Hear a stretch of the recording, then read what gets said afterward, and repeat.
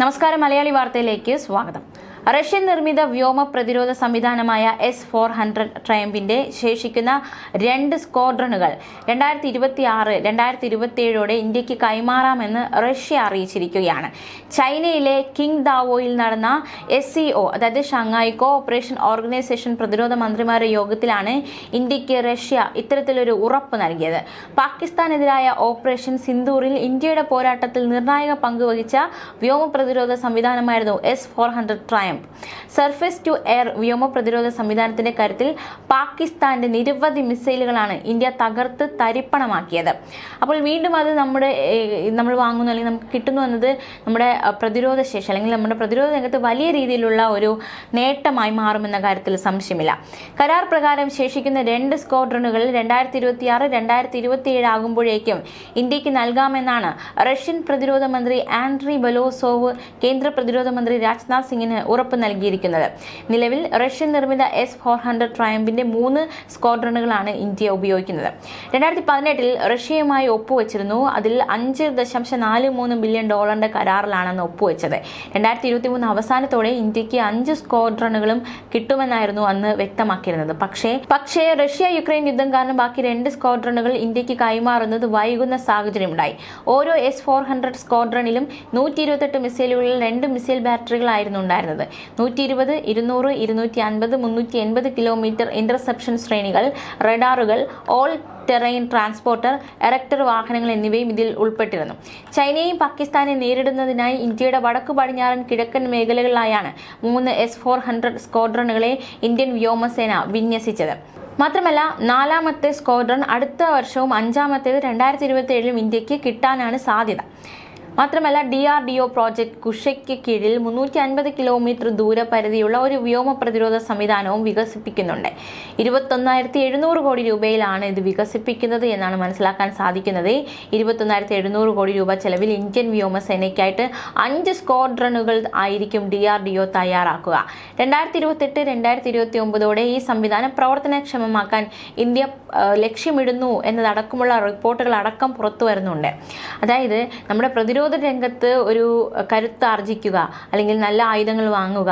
തീർച്ചയായിട്ടും പാകിസ്ഥാനെതിരെ നമുക്ക് പ്രതിരോധം തീർത്തത് നമ്മുടെ ആയുധങ്ങൾ തന്നെയാണ്. അപ്പോൾ സംഘർഷം ഉണ്ടായാൽ തീർച്ചയായിട്ടും അവിടെ ആയുധങ്ങൾക്ക് വലിയ പങ്കുണ്ട്. അപ്പോൾ ആയുധപ്പുര സമ്പന്നമാക്കുക എന്ന നിലപാട് എന്ന ഒരു ലക്ഷ്യത്തോടെയുള്ള നീക്കങ്ങൾ പ്രവർത്തനങ്ങളൊക്കെ ശക്തമാക്കുന്നുണ്ട് നമ്മുടെ രാജ്യം എന്നത് ഏറ്റവും ശ്രദ്ധേയം. അത് തുടക്കം മുതൽ തന്നെ അത്തരത്തിൽ തന്നെയായിരുന്നു. ഇപ്പോഴും ആ ഒരു പ്രവർത്തനത്തിന്, അതായത് ആയുധപ്പുര സമ്പന്നമാക്കുക എന്ന ഒരു ലക്ഷ്യത്തിൽ നിന്നും നമ്മുടെ രാജ്യം നേതാക്കന്മാർ ഒട്ടും പിന്നിലല്ല എന്നതാണ് ഇത് തെളിയിക്കുന്നത്.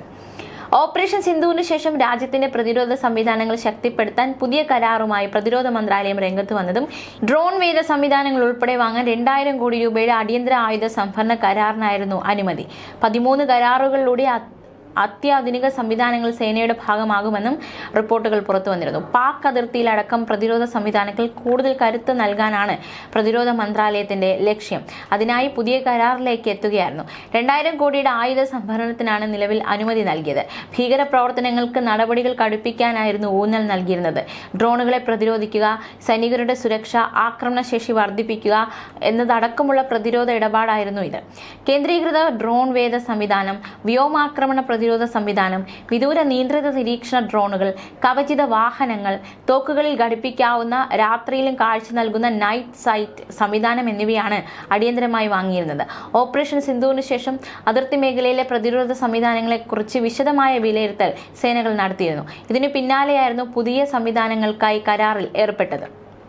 അതേസമയം നമ്മുടെ പ്രതിരോധ മന്ത്രി രാജ്നാഥ് സിംഗിന്റെ ഒരു പ്രതികരണം കൂടി നമുക്ക് നോക്കാം. തീവ്രവാദത്തോട് ഇന്ത്യ ഒരു സഹിഷ്ണുതയും കാണിക്കില്ല എന്ന് പ്രതിരോധ മന്ത്രി രാജ്നാഥ് സിംഗ് ചൈനയിലെ കിങ്ദാവോയിൽ നടന്ന ഷാങ്ഹായ് സഹകരണ സംഘടനയുടെ പ്രതിരോധ മന്ത്രിമാരുടെ യോഗത്തിനിടെയാണ് അദ്ദേഹം ഇക്കാര്യം വ്യക്തമാക്കിയത്.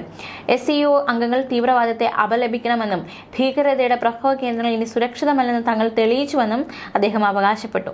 തീവ്രവാദത്തെ ലക്ഷ്യം വയ്ക്കാൻ തങ്ങൾ മടിക്കില്ല എന്നായിരുന്നു രാജ്നാഥ് സിംഗിന്റെ പ്രതികരണം.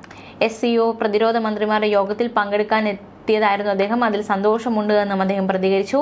പരിപാടിയുടെ ആതിഥേയരുടെ ഊഷ്മളമായ ആതിഥ്യ മര്യാദയ്ക്ക് അദ്ദേഹം നന്ദി അറിയിച്ചു. SCO കുടുംബത്തിൽ ഒരു പുതിയ അംഗമായി ചേർന്നതിന് ബെലാറസിനെയും അദ്ദേഹം പ്രശംസിച്ചു. നമ്മൾ ജീവിക്കുന്ന ലോകം സമൂലമായ പരിവർത്തനത്തിന് വിധേയമായിക്കൊണ്ടിരിക്കുകയാണ്. ആഗോളവൽക്കരണത്തിന് വേഗത നഷ്ടപ്പെട്ടുകൊണ്ടിരിക്കുകയാണ്. കോവിഡിന് ശേഷം സമ്പദ് വ്യവസ്ഥയെ പുനർനിർമ്മിക്കുന്നതിനും സമാധാനവും സുരക്ഷയും നിലനിർത്തുന്നതിനും ഉൾപ്പെടെ അടിയന്തര വെല്ലുവിളികളെ അഭിസംബോധന ചെയ്യാൻ പ്രയാസമുണ്ടായെന്നും പ്രതിരോധ മന്ത്രി ചൂണ്ടിക്കാട്ടി. ചില രാജ്യങ്ങൾ അതിർത്തി കടന്നുള്ള ഭീകരതയെ ഉപകരണമായി ഉപയോഗിക്കുകയും തീവ്രവാദികൾക്ക് അഭയം നൽകുകയും ചെയ്യുന്നുവെന്നും പാകിസ്ഥാനെ പരോക്ഷമായി വിമർശിച്ചുകൊണ്ട് അദ്ദേഹം ചൂണ്ടിക്കാട്ടി. അത്തരം രാജ്യങ്ങളുടെ ഇരട്ടത്താപ്പുകൾക്ക് ഇനി സ്ഥാനമില്ല എന്നൊരു കനത്ത മുന്നറിയിപ്പാണ് രാജ്നാഥ് സിംഗ് നൽകിയിരിക്കുന്നത്. അത്തരം രാജ്യങ്ങളെ വിമർശിക്കാൻ SCO മടിക്കരുത് എന്ന ഒരു അഭിപ്രായം കൂടി, ഒരു നിർദ്ദേശം കൂടി അദ്ദേഹം മുന്നോട്ട് വച്ചിരിക്കുകയാണ്. യോഗത്തിൽ പാകിസ്ഥാൻ പ്രതിരോധ മന്ത്രി ഖ്വാജ ആസിഫും ഉണ്ടായിരുന്നു എന്നതും ഏറ്റവും ശ്രദ്ധേയം. എത്ര വലുതും ശക്തവുമായാലും ഒരു രാജ്യത്തിനും ഒറ്റയ്ക്ക് കൈകാര്യം ചെയ്യാൻ കഴിയാത്ത ചില മേഖലകളുണ്ട്.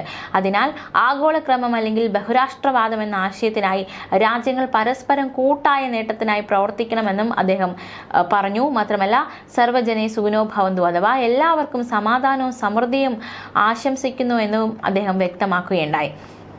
എന്തായാലും പ്രതിരോധ മന്ത്രിമാരുടെ യോഗത്തിലെത്തിയ രാജ്നാഥ് സിംഗിനെ അഡ്മിറൽ ഡോങ് ജുനാണ് സ്വീകരിച്ചത്. ഇന്ത്യ, ചൈന, റഷ്യ തുടങ്ങിയ അംഗരാജ്യങ്ങളെയും നിരവധി മധ്യേഷ്യൻ രാജ്യങ്ങളെയും പ്രതിരോധ മന്ത്രിമാരും യോഗത്തിൽ പങ്കെടുത്തിരുന്നു.